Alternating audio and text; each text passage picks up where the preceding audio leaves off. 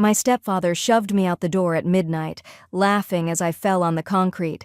My stepsister recorded it on her phone for fun. He said I was worthless trash. 2 years later, I walked back into their lives, not to beg, but to buy everything they owned and destroy their perfect little world. This is a story about betrayal, survival, and the sweetest revenge you'll ever hear. If you love seeing karma hit hard, stay until the very end. Don't forget to like this video and subscribe. Your support means everything and helps me share more powerful stories like this. My name is Bella, and I need to take you back to the worst night of my life to understand how I got my revenge. But first, let me tell you about the 8 months of hell that led up to it. My mother died on a Tuesday. They said she fell down the stairs. Just a tragic accident. I was at college when I got the call, and I remember dropping my phone, the screen shattering into 1,000 pieces just like my world. Mom was only 42 years old, healthy, careful. She didn't just fall, but I was 19, grieving, and nobody listened to a heartbroken daughter's suspicions. The funeral was small. Gerald, my stepfather, cried theatrical tears that looked perfect for the handful of guests. His daughter Natasha stood beside him in a designer dress, checking her phone every few minutes. I stood alone on the other side of the grave, wearing the only appropriate dress I owned, clutching my mother's necklace, a simple silver chain with a tiny heart pendant. It was the last thing she gave me. Gerald had married my mom 3 years earlier. She'd been a widow since I was 5, working 2 jobs to give me a good life, sacrificing everything. When Gerald came along with his charm, his seemingly stable job in real estate, and his promises of security, Mom thought she'd finally found happiness. She thought Natasha and I would become sisters. She thought we'd be a real family. She was wrong about everything. For the first year, Gerald played his part well. He was attentive, generous, kind. But I noticed small things. The way he'd check Mom's bank statements, how he insisted on being added to her accounts for convenience, the way he convinced her to put both their names on the house deed. Mom had inherited that house from her parents. It was supposed to be mine one day. After the wedding, things changed gradually. Natasha moved in, and suddenly I was sharing my home with a spoiled 21-year-old who treated me like I was beneath her. Gerald started criticizing Mom. Her cooking wasn't good enough. She wasn't taking care of herself. She was spending too much money on me. The warmth disappeared from our home, replaced by this cold tension that made my stomach hurt every time I walked through the door. Then, 8 months ago, Mom died, and the masks came off completely. I'll never forget the day, 2 weeks after the funeral, when I came home from my morning classes and found Gerald in Mom's bedroom, going through her jewelry box. He didn't even look guilty. He just said he was organizing things.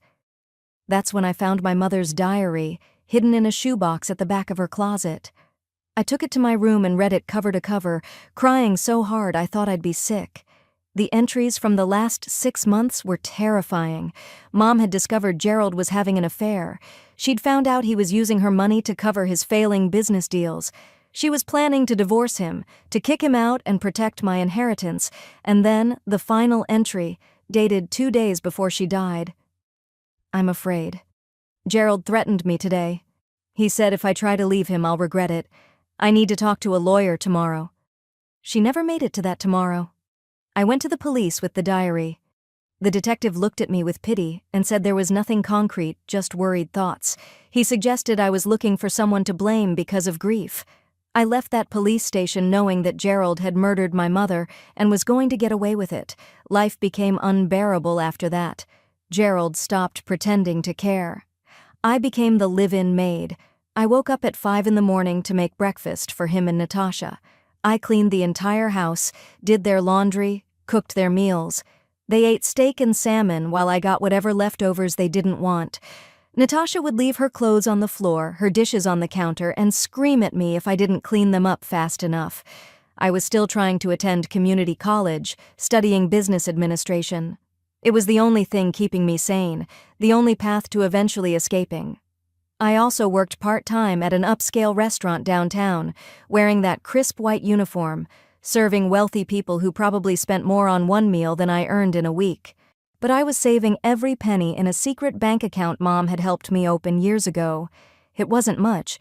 I'd managed to save $340, but it was mine, and Gerald didn't know about it. Then I discovered the worst betrayal of all. I found documents in Gerald's office, forged papers that transferred all of Mom's assets to him alone. The will had been changed. The house was now entirely in his name. Mom's savings account, emptied. Everything she'd worked for, everything she'd wanted to leave me, stolen through falsified documents and a corrupt lawyer's signature. I confronted him. God, I was so stupid. I should have been smarter, should have planned better. But I was 20 years old and furious, and I walked into the living room with those papers in my hand, shaking with rage. Gerald was watching television. Natasha was painting her nails on the couch. I threw the papers at his feet and screamed that I knew what he'd done, that I was going to the police, that he wouldn't get away with stealing my inheritance. He stood up slowly, and for the first time, I saw real anger on his face. He walked over to me, and before I could react, he slapped me hard across the face. The force of it knocked me sideways, and I tasted blood in my mouth. Natasha laughed. She actually pulled out her phone and started recording. Gerald leaned close and whispered, "Who's going to believe a nobody like you? I have lawyers. I have money. I have connections. You have nothing." That night I couldn't sleep. I lay in bed, my cheeks still throbbing, and I knew I had to do something. I searched my room, looking for any evidence I could use, anything to prove what Gerald had done, and that's when I made my fatal mistake.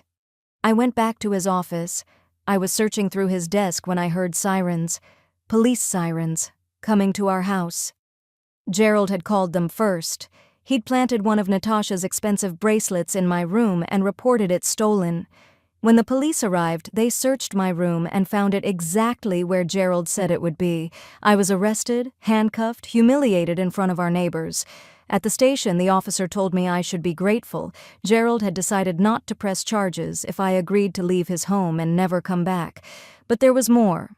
Gerald had made sure I now had a police record, an arrest for theft. He told me that if I ever tried to go to the police about the forged will, he'd make sure everyone knew I was a thief who was just trying to scam money from her grieving stepfather. He'd destroy any credibility I had. I was released at 11:30 that night. I took an rideshare back to the house, my hands still shaking, my mind racing. I just wanted to grab some clothes and leave, to figure out my next move. But Gerald had other plans. When I walked through the front door, he and Natasha were waiting. All of my belongings were packed in garbage bags on the front lawn. Not suitcases, garbage bags. My clothes, my books, my photographs, everything thrown together like trash. Gerald grabbed my arm and dragged me back outside. I tried to resist, but he was stronger. He shoved me hard, and I fell on the concrete driveway, my knee cracking against the pavement. Pain shot through my leg, and I felt warm blood soaking through my jeans. Natasha stood in the doorway, her phone out, recording the whole thing and laughing. Actually laughing like it was the funniest thing she'd ever seen. Gerald stood over me and spit. The saliva landed on my arm and I felt something inside me break. He said, "Your mother was a fool, and you're even worse. You're nothing. You'll come crawling back within a week, begging me to take you in. But I won't. You're dead to us." Natasha added, "Don't come back, trash." Then they went inside and locked the door. I sat there on the curb, bleeding, surrounded by garbage bags full of my life, and I watched as our neighbors peeked through their curtains. Not one of them came out to help. Not one person asked if I was okay. I took 3 things from those garbage bags: my mother's necklace, her diary, and the $340 I'd saved. I left everything else there on that lawn and walked away from the only home I'd ever known. That first night, I slept in a 24-hour laundromat. I sat in a plastic chair, my injured knee wrapped in paper towels, and I cried until I had no tears left. Then I stopped crying and started planning. I found the cheapest motel I could, $30 a night for a room that smelled like cigarettes and had suspicious stains on the carpet. I did the math. I had enough money for maybe 10 days, 11 if I didn't eat much. I still had my job at the restaurant, but the paychecks were small, and rent for even the worst apartment would take everything I earned. I went back to the police station. Different officer this time. I tried to explain about the forged will, about my mother's diary, about Gerald's threats. The officer listened politely and then told me this was a civil matter. I'd need to take it to court. Did I have a lawyer? Number? Could I afford one? Number. He suggested I move on with my life. I worked double shifts at the restaurant. My knee was still healing, and standing for 12 hours straight felt like torture, but I couldn't afford to lose this job. I wore that white uniform with pride because it was all I had left. The other servers gossiped about their weekend plans, their boyfriends, their college classes. I stayed quiet and counted my tips. 3 weeks after Gerald threw me out, a man came into the restaurant just before closing time. We were supposed to stop seating people, but my manager made an exception. The man was well-dressed, maybe 32 years old, wearing an expensive suit. He sat in my section and ordered just a coffee. I was exhausted, running on 4 hours of sleep, and I probably looked terrible. But I brought him his coffee with a smile because that's what the job required.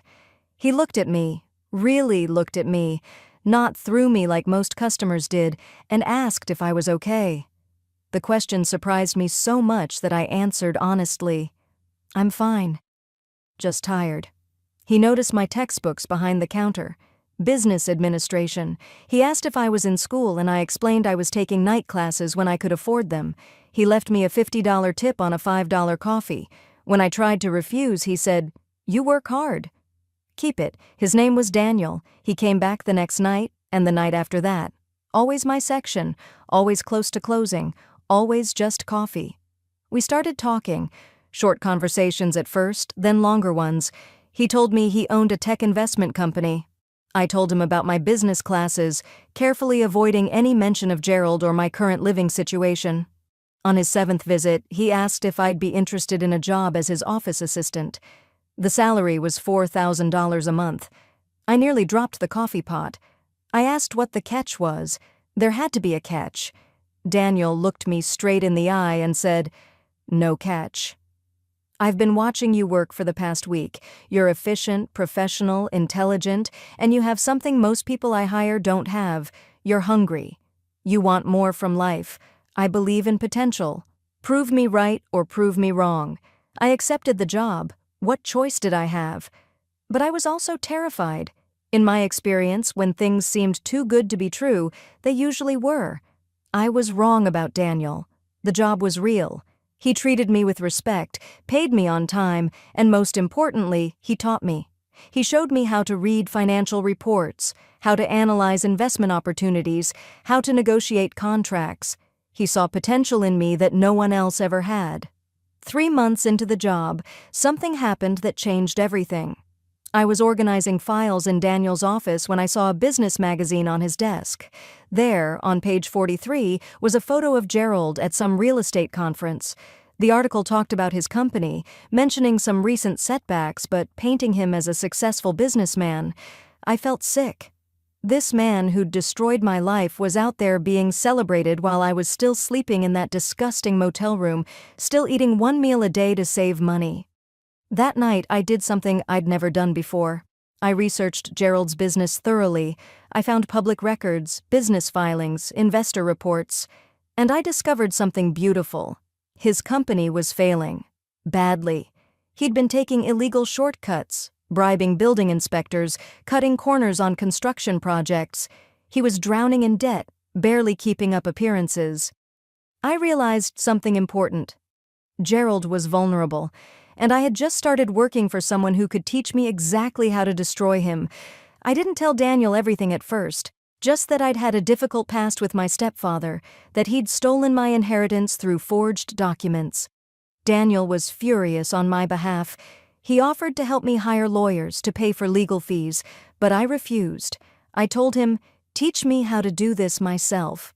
Teach me how to be powerful enough that people like him can never hurt me again." And he did. For the next year, Daniel became my mentor. He taught me business strategy, real estate law, investment analysis, negotiation tactics. I studied obsessively. Every spare moment I was reading, learning, planning.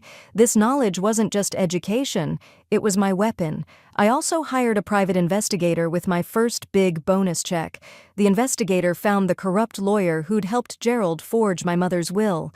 The lawyer was dying of cancer and wanted to clear his conscience. He gave me a signed confession, detailing everything Gerald had paid him to do.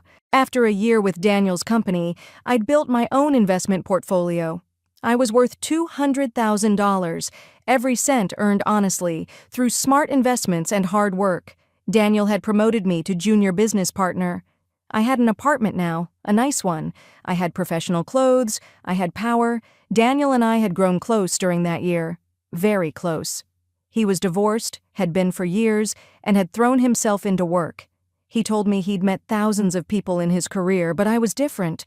I'd refused his help because I wanted to earn everything myself. That integrity meant something to him. When he told me he had feelings for me, I didn't know what to say. Part of me wondered if I only felt something for him because he'd saved me.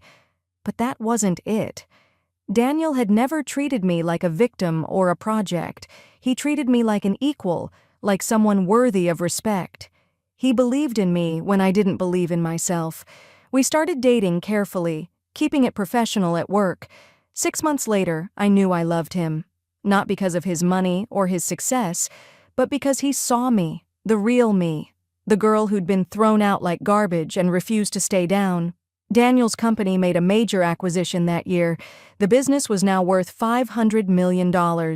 As his partner, my share was $15 million. I was independently wealthy. But the money wasn't the point anymore. The point was what I could do with that power. I hired a better investigator. I learned everything about Gerald and Natasha. Gerald's company was on the verge of collapse. He'd borrowed money from some very dangerous people to stay afloat. Natasha was engaged to a guy named Andrew, whose family was wealthy and respected. They were planning a big wedding in 3 months. Gerald needed that wedding to happen. Andrew's family was going to invest in his company. It was his last hope. That's when I knew exactly how to destroy him. Daniel proposed to me at a private dinner. The ring was beautiful, but what he said mattered more. Be my equal partner in everything. Not because I'm giving you anything, but because you've earned it. I said yes, not because of the money or the lifestyle, but because I'd finally found someone who loved me for who I was. But before I could move forward with my new life, I had to finish what Gerald started. I tipped off building inspectors anonymously about Gerald's illegal construction practices. 3 of his properties were shut down overnight. He lost major contracts. His company's stock crashed. I watched it happen from my downtown office, drinking expensive coffee, feeling nothing but cold satisfaction. Then I did something clever. I joined the same country club as Andrew's family. I made friends with Andrew's mother, Catherine. I never mentioned my connection to Natasha. I just casually, carefully planted seeds of doubt about Gerald's business practices.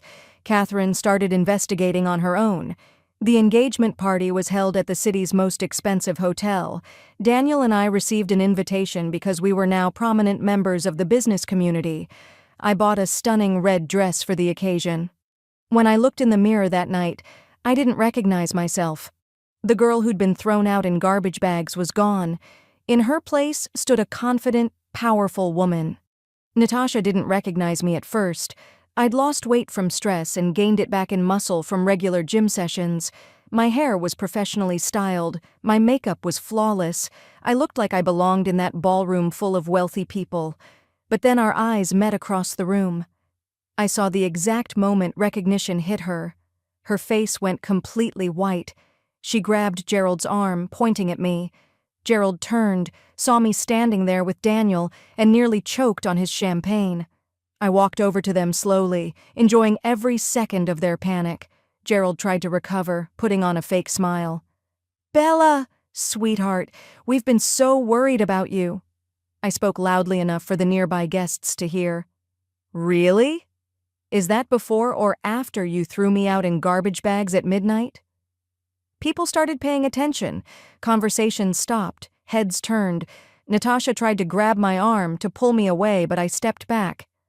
"Don't touch me." You filmed the whole thing, remember? Want me to show everyone? Andrew's family was watching now, confused and concerned. I didn't make a scene. I was too sophisticated for that now. Instead, I smiled politely, excused myself, and left the party with Daniel. But before I left, I'd made sure that an anonymous package was delivered to Andrew's father. The package contained copies of all Gerald's business violations, proof of the forged will, evidence of his corrupt connections, and a link to the video Natasha had posted on her private social media account, me being shoved out of the house, falling on the concrete, while they laughed. Andrew's father confronted Gerald right there at the engagement party. In front of everyone, he called off the engagement. Andrew was confused, trying to understand what was happening, but his father was firm. No son of his would marry into a family of criminals and frauds. Natasha screamed. She actually screamed at me across the ballroom. "You ruined my life." I looked at her calmly and said, "No, I'm just returning what you gave me." Then I left. The next morning, my lawyer served Gerald with a lawsuit. I was suing for my rightful inheritance, plus damages for emotional distress, plus interest for the time he'd stolen my money. Gerald couldn't afford a good lawyer anymore. He was broke, his company was failing, and no one would help him. He tried to fight it. He threatened me, tried to intimidate me one last time. But I wasn't a scared 19-year-old anymore. I had lawyers, money, and most importantly, I had evidence. The court case was faster than I expected. The dying lawyer testified about the forgery. My investigator presented documentation of every illegal thing Gerald had done. I showed the judge my mother's diary. I requested a new investigation into my mother's death. The new autopsy results came back suspicious. Bruising that didn't match a simple fall. Evidence of a struggle. Police opened a criminal investigation. Gerald was arrested. Not just for fraud and forgery, but for potential manslaughter in my mother's death. I won everything. The house, the money, damages that totaled over $800,000. But more than that, I won justice. Gerald made bail, but he was a broken man. His business was gone. His reputation was destroyed. Natasha had abandoned him, moving in with friends who would eventually get tired of her. He had nothing and no one. One day he came to my office. Security called to ask if they should send him away. I told them to let him up. Gerald walked into my corner office and I barely recognized him. He'd aged 10 years in 6 months. His expensive suits were gone, replaced by cheap, wrinkled clothes. His hands were shaking. He got on his knees and begged. Actually begged with tears running down his face. "Please," he said, "I'll do anything. I'm sorry. I was wrong about everything. Please help me." I looked down at him from my desk chair, and I felt nothing. No satisfaction, no anger, just emptiness where hatred used to live. "When I begged you to believe me about the forged will, you laughed," I said quietly. "When I fell on that concrete and bled, you spit on me. When I had nothing, you made sure I had less than nothing. I know," he sobbed. "I know I was terrible. Please, I'm sorry." I let him cry for a moment. Then I made my offer. "I could let you go to prison for killing my mother. The evidence is circumstantial, but it's enough. You're looking at 15 to 20 years. He looked up at me, desperate hope in his eyes.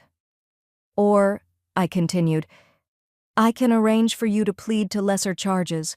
Manslaughter instead of murder. Maybe you'll get 7 years, maybe less with good behavior."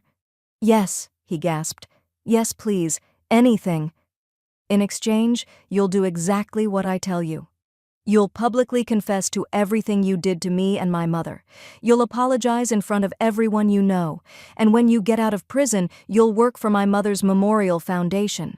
Minimum wage, whatever job I assign you, for as long as I say." Gerald agreed to everything. He had no choice. The trial was quick. Gerald pleaded guilty to manslaughter, fraud, and forgery. He made his public confession in court, admitting everything. Natasha wasn't charged with anything. She hadn't known about the murder, but her reputation was destroyed. No one wanted to associate with her. Gerald was sentenced to 7 years in prison. Daniel and I got married 3 months later. It was a beautiful wedding, small and intimate, filled with people who actually cared about us. I wore my mother's necklace with my designer gown. Gerald was in prison. Natasha wasn't invited. I was surrounded by Daniel's warm, loving family who welcomed me like I'd always belonged. For the first time in years, I felt peace. 6 months after the wedding, I bought my mother's house from the court-ordered sale of Gerald's assets. I renovated it completely, erasing every trace of him. Then I turned it into Grace Memorial Home, named after my mother. It's a shelter for women escaping abuse, offering them safety, resources, and job training. Gerald's part of the deal started when he got out of prison. He works there now as a janitor, cleaning bathrooms, mopping floors, taking out trash. Every day he has to see the good that came from my mother's memory. Every day he has to watch women rebuild their lives after men like him tried to destroy them. I visit the shelter once a month. I see Gerald sometimes, pushing a mop or scrubbing toilets. He looks old now, defeated. He doesn't look at me anymore. Natasha tried to contact me once, about a year after everything happened. She sent a letter saying she was sorry, that she'd been influenced by her father, that she hoped we could reconcile. I burned the letter. Some things can't be forgiven. She works at a retail store now. I saw her once when I was shopping. She saw me too, saw my expensive clothes and jewelry. I didn't acknowledge her. I just walked past like she was invisible. Because to me, she is. People sometimes ask me if the revenge made me happy, if destroying Gerald gave me satisfaction. The truth is complicated. Yes, seeing him face consequences felt good. Watching him lose everything he'd stolen felt right. But you know what felt better? Building a life he said I'd never have. Becoming successful not to prove him wrong, but to prove to myself that I was always worth more than he said I was. My mother didn't die in vain. Her diary saved me. Her love gave me strength. Her belief in me, even from the grave, made me fight when I wanted to give up. Gerald is in prison. Natasha is alone and struggling. And me? I'm free. Free from their cruelty, free from their control, free from the girl who sat on that curb surrounded by garbage bags. I'm Bella, and this is how I stopped being a victim and became unstoppable. Thank you for watching my journey from victim to victor. If this story moved you, please hit that like button and share it with someone who needs to hear that they can rise from anything. Subscribe to this channel for more powerful stories of survival and revenge. Remember, they can throw you out, but they can't stop you from coming back stronger.